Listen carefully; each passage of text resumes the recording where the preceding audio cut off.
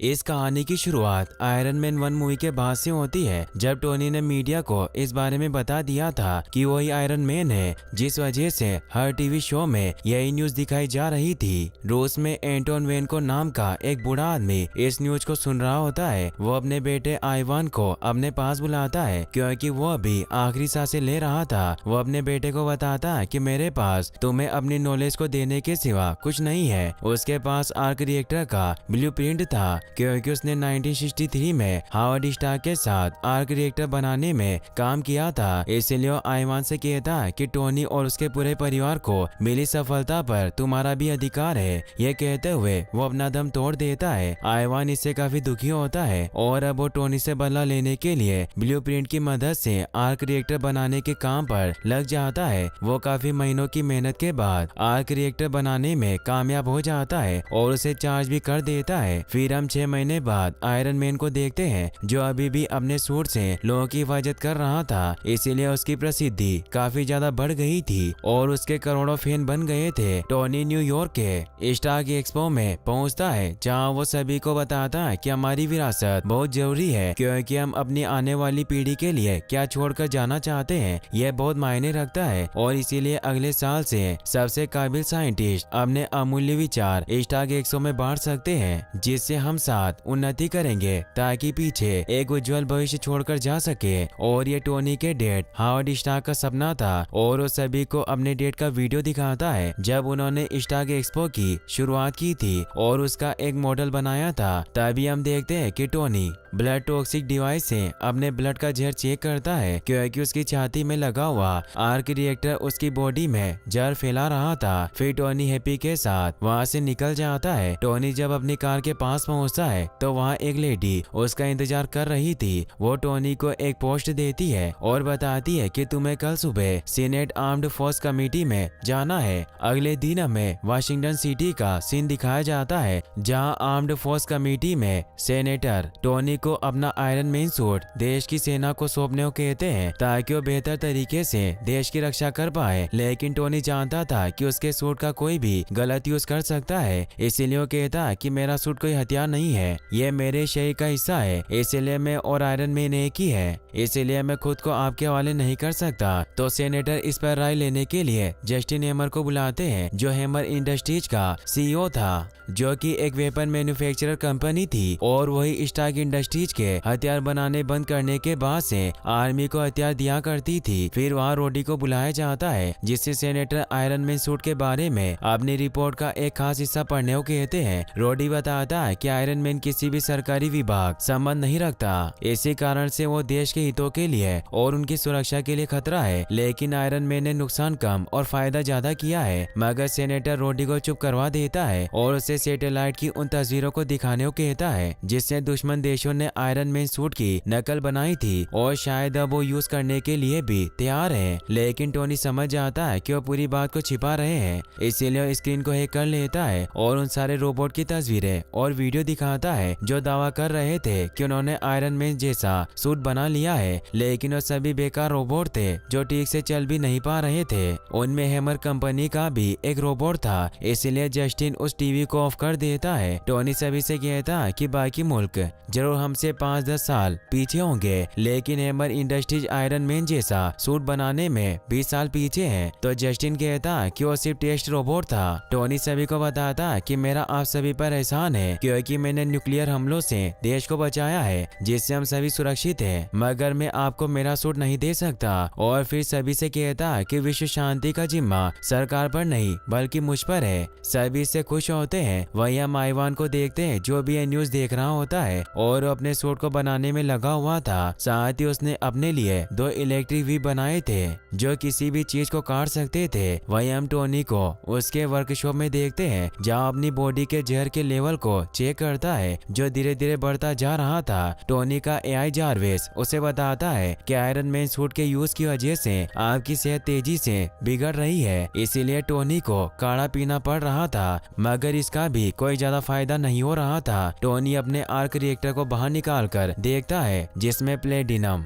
बहुत बुरी तरह से जला हुआ था। प्लेटिनम आर्क रिएक्टर का कोर था जिसके बिना आर्क रिएक्टर नहीं चल सकता था। जार्विस बताता है कि आपके आर्क रिएक्टर के लिए मैंने बाकी सभी तत्वों के परीक्षण किए मगर कोई दूसरा तत्व पैलेडियम की जगह नहीं ले सकता जो आपके सूट को पावर दे सके, और पैलेडियम तत्व ही था जो टोनी की बॉडी में जहर फैला रहा था। इसीलिए जार्विस टोनी से कहता है कि बदकिस्मती से आपको जीवित रखने वाला यंत्री आपकी अब जान ले रहा है। तभी वहाँ पेपर आने लगती है, इसीलिए जार्विस उन्हें सब कुछ बताने को कहता है लेकिन टोनी उसे बंद कर देता है क्योंकि वो पेपर को परेशान नहीं करना चाहता था। पेपर टोनी से कहती है कि हमारी कंपनी डूब रही है और ये स्टॉक एक्सपो सिर्फ समय की बर्बादी है, लेकिन वो उसकी बातों पर ध्यान नहीं देता और एक बहुत बड़े आर्टिस्ट की पेंटिंग हटाकर अपनी पेंटिंग लगा देता है। फिर वो पेपर से कहता है कि मैं चाहता हूँ कि अब तुम कंपनी संभालो, मैं तुम्हें चेयरमैन बनाना चाहता हूँ। पेपर इससे शॉक्ड रह जाती है। टोनी बताता है कि तुमने हमेशा मेरा साथ दिया है इसीलिए तुम्हें मेरी वारिस हो। पेपर इससे खुश होती है। फिर अगले दिन वो लॉयर नेटली को बुलाकर पेपर को स्टार्क इंडस्ट्रीज का नया सीईओ बना देता है। टोनी को नेटली काफी पसंद आती है इसीलिए उसे अपनी असिस्टेंट बना लेता है, मगर नेटली असली में ब्लैक विडो होती है। लेकिन टोनी को इस बारे में पता नहीं होता जो मोनाको का एक फेमस रेस ट्रैक था। टोनी पेपर के साथ एक होटल में जाता है जहां उसकी मुलाकात एलोन मस्क से होती है।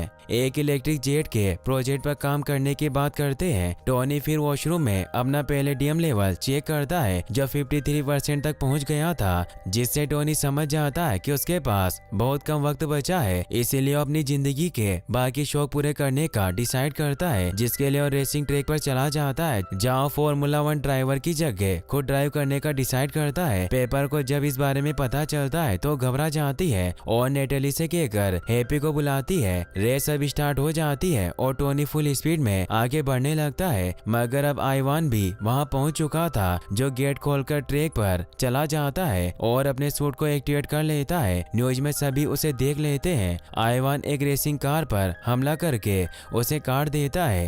हैप्पी और पेपर टोनी को उसका सूट देने निकल जाते हैं। वहीं टोनी अभी भी ट्रैक पर आगे बढ़ रहा था, तभी आइवान उसकी भी कार को काट देता है, जिससे टोनी का बहुत बुरा एक्सीडेंट हो जाता है, मगर वो सेफली बच जाता है। अब वहाँ सभी रेसिंग कार टकराने की वजह से ब्लास्ट होने लगती है। टोनी अपनी कार से बाहर आ जाता है और आइवान से फाइट करने लगता है, लेकिन उसके पास अपना सूट नहीं था जिससे वो बहुत कमजोर था, इसीलिए वो भागने लगता है। तभी हैप्पी आकर रोल्स रॉयस कार से आइवान को ठोक देते हैं, जिससे वो बेहोश हो जाता है। टोनी कार में बैठने लगता है, मगर वो वापस होश में आ जाता है, जिससे हैप्पी वापस से उसे ठोकने लग जाता है। टोनी पेपर से अपना सूटकेस मांगता है, लेकिन आइवान कार पर हमला कर देता है और कार को काट देता है। पेपर सूट को बाहर फेंक देती है, जिसे टोनी पहन लेता है। सभी लोग आयरन मैन को देखकर खुश हो जाते हैं। टोनी अपने शूटर से आइवान पर हमला करने लगता है, लेकिन अपने व्हीप से टोनी पर हमला करने लगता है और उसे पटक पटक कर मारने लग जाता है, मगर टोनी हिम्मत करके उन हीप को ही अपनी बॉडी से लपेट लेता है और आइवान को मारकर बेहोश कर देता है और उसका आर्क रिएक्टर निकालकर तोड़ देता है। मगर वो इस बात से हैरान होता है कि उसने आर्क रिएक्टर कैसे बना लिया। आइवान को अब अरेस्ट कर लिया जाता है। अगले दिन टोनी जेल में आइवान से मिलने जाता है, जहाँ उसे बताता है कि तुम्हारे आर्क रिएक्टर में थोड़ी कमी थी, पर तुमने उसे कैसे बना लिया।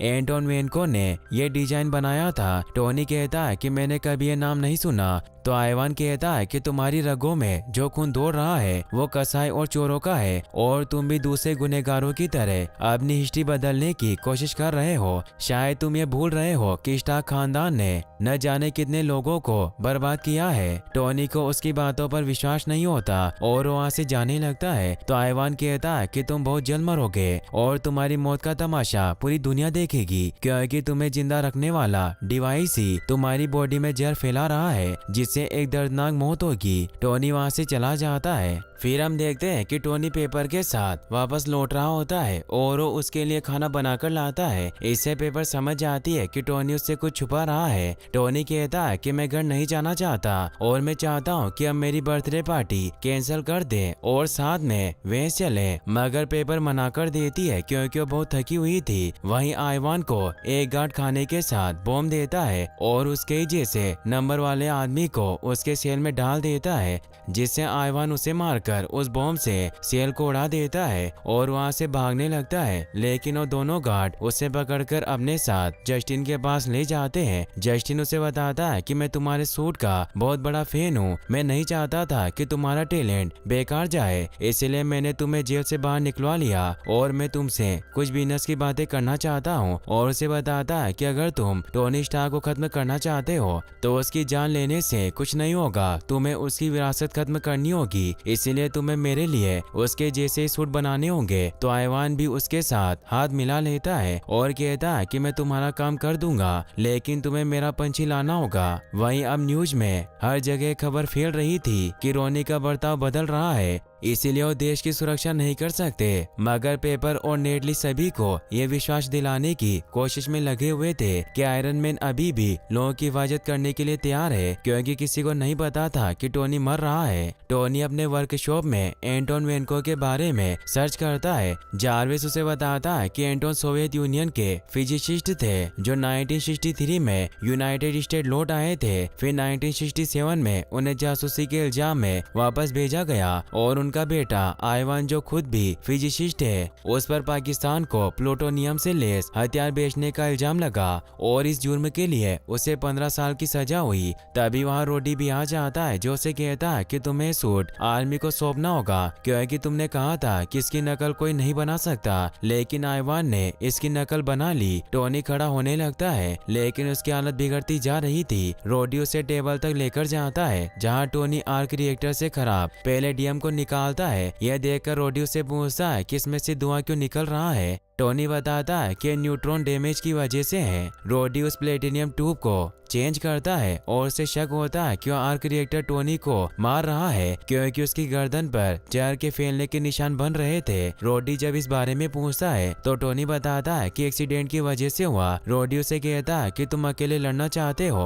पर यह जंग तुम्हारी अकेले की नहीं है। टोनी कहता है कि लोग चाहे कुछ भी कहे, पर मैं अच्छी तरह जानता हूँ कि मैं क्या कर रहा हूँ। वहीं जस्टिन आइवान को अपनी फैक्ट्री में लेकर जाता है और उसे अपने बनाए हुए रोबोट दिखाता है, मगर एंटोन उन्हें आसानी से हैक कर लेता है और जस्टिन से कहता है कि तुम्हारा सॉफ्टवेयर बेकार है। फिर आइवान उन रोबोट को चेक करता है, मगर वो बेकार थे, इसलिए वो जस्टिन से पूछता है कि तुम चाहते क्या हो। जस्टिन बताता है कि मैं चाहता हूँ कि अगले 25 सालों के लिए मुझे डिफेंस डिपार्टमेंट का कॉन्ट्रैक्ट मिले और मैं ऐसे सूट बनाना चाहता हूँ जिसके सामने आयरन मैन का सूट कुछ काम का ना हो, जिससे मैं स्टार्क एक्सपो में उसकी बेइज्जती कर सकूं। आइवान कहता है कि तुम्हारे काम में कर सकता हूँ। वहीं टोनी पार्टी के लिए तैयार हो रहा होता है और वो देखता है कि उसके पास 7 दिन बचे हैं, क्योंकि पैलेडियम जहर 89% तक उसकी बॉडी में फैल चुका था, इसीलिए वो अपनी पार्टी में आयरन मैन सूट पहनकर मस्ती करने लगता है। पेपर और रोडी जब वहाँ आते हैं तो अजीब हरकतें देखकर परेशान होते हैं, क्योंकि वो शराब में पूरी टल्ली हो गया था। पेपर टोनी के पास जाती है और उसे पार्टी बंद करने को कहती है, मगर टोनी ऐसा करने से मना कर देता है और कहता है कि अगर तुम्हें पार्टी नहीं करनी तो तुम जा सकती हो, और वो गेट को तोड़ देता है। रोडी को इससे गुस्सा आ जाता है और वो नीचे वर्कशॉप में जाकर mark II iron man suit पहनकर आ जाता है और सभी को बाहर निकाल देता है। रोडी टोनी से कहता है कि तुम ये सूट उतार दो, क्योंकि तुम अभी एक शराबी बन चुके हो, मगर टोनी उसकी बात नहीं सुनता, जिससे वो दोनों लड़ने लग जाते हैं, जिससे पूरा घर बर्बाद होने लगता है। दोनों में से कोई भी रुकने को तैयार नहीं होता। दोनों एक दूसरे पर अपना शूटर चला देते हैं, जिससे वहाँ एक जोरदार धमाका होता है और दोनों बेहोश हो जाते हैं। टोनी को जब होश आता है तो वो देखता है कि रोडी उसका सूट लेकर जा रहा है, लेकिन टोनी उसे नहीं रोकता। रोडी एडवर्ड्स एयरफोर्स बेस पर पहुंच जाता है, जहां एयरफोर्स के सभी कमांडो रोडी को आयरन मैन सूट में देखकर हैरान रह जाते हैं और सभी उसके पास पहुंच जाते हैं। मेजर एलन रोडी को सूट के लिए बधाई देते हैं। फिर रोडी अंदर चला जाता है। वहीं हम टोनी को देखते हैं जो एक डोनट के लोगों पर बैठकर डोनट खाने के मजे ले रहा था। तभी निक फ्यूरी वहां जाते हैं जो उसे नीचे आने को कहते हैं। टोनी निक फ्यूरी को बताता है कि मुझे तुम्हारे साथियों के साथ काम नहीं करना, मगर निक फ्यूरी को पता था कि टोनी मर रहा है। तभी वहाँ नेटली भी आ जाती है जो ब्लैक विडो के रूप में होती है, जिसे देखकर टोनी हैरान रह जाता है। नताशा टोनी को बताती है कि मैं शील्ड की जासूस हूँ और जब तुम बीमार हुए तो फ्यूरी ने तुम पर नजर रखने को कहा, मगर टोनी मानने को तैयार नहीं होता कि वो मर रहा है। निक फ्यूरी उसे कहते हैं कि तुम अपनी दौलत दान कर रहे हो अपनी असिस्टेंट को सीईओ बना दिया और अपने दोस्त को अपना सूट दे दिया। टोनी कहता है कि मैंने रोडी को सूट नहीं दिया, उसने मुझसे छीन लिया। तो नताशा उसे कहती है कि तुम झूठ बोल रहे हो क्योंकि तुम्हारे सूट के प्रोग्राम की वजह से उसे तुम्हारे अलावा और कोई कंट्रोल नहीं कर सकता। फिर नताशा टोनी को लिथियम डाइऑक्साइड का एक शॉट देती है जिससे बीमारी के लक्षण को कम किया जा सकता था, इसीलिए जहर के निशान साफ होने लगते हैं। टोनी कहता है कि मुझे इस दवाई का एक डिब्बा दे दो ताकि मेरी हालत ठीक हो सके। नताशा उसे बताती है कि इलाज नहीं है, बस ये जहर के लक्षण को कम करता है। टोनी निक फ्यूरी को बताता है कि मैंने इस बीमारी का इलाज ढूंढने की हर मुमकिन कोशिश की और पैलेडियम की जगह लेने वाला इस दुनिया में और कोई तत्व नहीं है। निक फ्यूरी उसे कहता है कि तुमने सब कुछ नहीं आजमाया होगा। फिर उसे उसके घर ले जाकर बताते हैं कि तुम्हारे डैड एनर्जी की फील्ड में क्रांति लाना चाहते थे, इसीलिए उन्होंने आर्क रिएक्टर का ब्लूप्रिंट तैयार किया। टोनी पूछता है कि क्या उनके साथ एंटोन वेन को भी शामिल था। फ्यूरी बताते हैं कि एंटोन का इरादा दुनिया की भलाई करना नहीं था, बस वो पैसे कमाना चाहता था, इसीलिए तुम्हारे डैड ने उन्हें देश निकाला करवा दिया। और जब रशियन को पता चला कि वो किसी काम का नहीं है तो उसे साइबेरिया भेज दिया और उसने अपने अगले 20 साल वोडका पीते हुए बिता दिए। टोनी उसे कहता है कि तुमने मुझे कहा था कि मैंने सब कुछ नहीं आजमाया, लेकिन मैं खुद को बचाने के लिए सब कुछ आजमा चुका हूँ। फ्यूरी बताते हैं कि तुम्हारे डैड ने कहा था कि तुम ही अकेले ऐसे आदमी हो जिसके पास दौलत और ज्ञान है आर्क रिएक्टर अधूरे काम को पूरा करने के लिए। लेकिन टोनी को उसकी बात झूठी लगती है। वो उन्हें कहता है कि मेरे डैड कभी मुझे पसंद नहीं करते थे, वो हर चीज की कीमत लगाते थे, इसलिए मैं इस पर यकीन नहीं कर सकता कि उन्होंने मेरे फ्यूचर के बारे में सोचा था। फ्यूरी कहता है कि सच नहीं है और उसे हार्वर्ड का पुराना सामान देकर वहाँ से चले जाते हैं और फिल कोल्सन और नताशा को उस पर नजर रखने के लिए वहीं छोड़कर जाता है। वहीं हम रोडी को देखते हैं जो अपने सीनियर ऑफिसर को मार्क II सूट दिखाता है, मगर उसमें कोई भी हथियार नहीं थे, इसीलिए और रोडी से कहते हैं कि हमें जस्टिन से कहकर इसमें हथियार फिट करवाने होंगे, मगर रोडी इसके लिए मना कर देता है। तो ऑफिसर बताते हैं कि दुनिया आयरन मैन सूट बनाने की होड़ में लगी हुई है, इसीलिए हमारी सरकार चाहती है कि सबसे पहले यह सूट हमारे पास हो, इसीलिए हमें स्टाग एक्सपो में इसे जस्टिन के हथियारों के साथ पेश करना होगा और ये मेरा ऑर्डर है। तो रोडी उनकी बात मान लेता है, मगर वो जस्टिन के आने से पहले सूट का आर्क रिएक्टर निकाल लेता है। जस्टिन रोडी को अपने सभी एडवांस हथियार दिखाता है जिसमें उसकी एक खास मिसाइल भी होती है जो पूरे बकर को उड़ा सकती थी। रोडी उसे कहता है कि मुझे सारे हथियार मेरे सूट में चाहिए। फिर हम देखते हैं कि जस्टिन जब आइवान के पास उसका पंछी लेकर जाता है तब आइवान सूट बनाने में लगा हुआ था। आइवान देखता है कि उसका पंछी नहीं है, इसीलिए उसे लेने से मना कर देता है। तो जस्टिन कहता है कि कभी किसी चीज से इतना लगाव नहीं करना चाहिए। तभी जस्टिन देखता है कि वो सूट की जगह रोबोट ड्रोन बना रहा है, इसीलिए वो आइवान पर गुस्सा करता है। तो आइवान उसे कहता है कि ड्रोन बेहतर है क्योंकि इंसान प्रॉब्लम क्रिएट करते हैं। वहीं टोनी अब अपने डैड की चीजों को देखता है जिसमें उसे एक पुरानी रील मिलती है जिसे जब वो प्ले करता है तो उसमें उसके डैड का एक वीडियो था जिसमें उसे बताते हैं कि मैं जो तुम्हें बताना चाहता था उस वक्त तुम बहुत छोटे थे, इसीलिए मैंने फिल्म बनाई, मैंने एक्सपो मॉडल तुम्हारे लिए बनाया है और एक दिन तुम्हें एहसास हो जाएगा कि ये एक नए भविष्य की शुरुआत है जिसमें उसे कुछ बिल्डिंग के प्रोटोटाइप कुछ इस तरह से लगते हैं जैसे वो किसी तत्व की ओर इशारा कर रहे हो। साथ ही हावर्ड ने यह भी कहा था कि अभी हमारी टेक्नोलॉजी बहुत पीछे है, लेकिन एक दिन तुम मेरे सपने को जरूर पूरा करोगे और मेरी सबसे बड़ी रचना तुम हो टोनी। टोनी अपनी कार लेकर ऑफिस जाता है जहाँ टोनी पेपर को सच बताने की कोशिश करता है मगर बता नहीं पाता। पेपर सीईओ बनने के बाद बहुत बिजी थी, इसीलिए वहाँ से निकल जाती है। स्टाग एक्सपो के डायरामा को घर ले आता है और जारविस की मदद से उसे स्कैन करके जब वो उस डायरामा की सभी बिल्डिंग को जोड़ता है तो एक नया तत्व मिल जाता है। टोनी से हैरान रह जाता है कि जिस तत्व को बनाने के बारे में वो सोच रहा था उसके बारे में हावर्ड ने 20 साल पहले ही सोच लिया था, जिससे वो खुश होता है। एआई जारविस टोनी को बताता है कि यह तत्व बिल्कुल उसी तरह काम करेगा जिस तरह पैलेडियम करता है, मगर इसे सिंथेसाइज नहीं किया जा सकता। तो टोनी खुद एक नए कण त्वरक का निर्माण करने लग जाता है जिसके लिए वो काफी मेहनत करता है और फाइनली वो उस कण त्वरक से अपने नए तत्व को सिंथेसाइज कर लेता है जिससे वो खुश होता है। फिर उसे रिएक्टर में फिट कर देता है और अब जारविस उस हार्डवेयर की जांच करना शुरू कर देता है। वहीं आइवान हेमर कंपनी के गार्ड को मारकर सिस्टम को हैक कर लेता है और टोनी को कॉल लगाता है। टोनी जब कॉल उठाता है तो उसे आइवान की आवाज आती है जो उसे बताता है कि मैंने अब मेरा सूट और बेहतर कर लिया है। टोनी इससे परेशान हो जाता है कि अभी भी जिंदा है और वो उसे ट्रैक करने लगता है।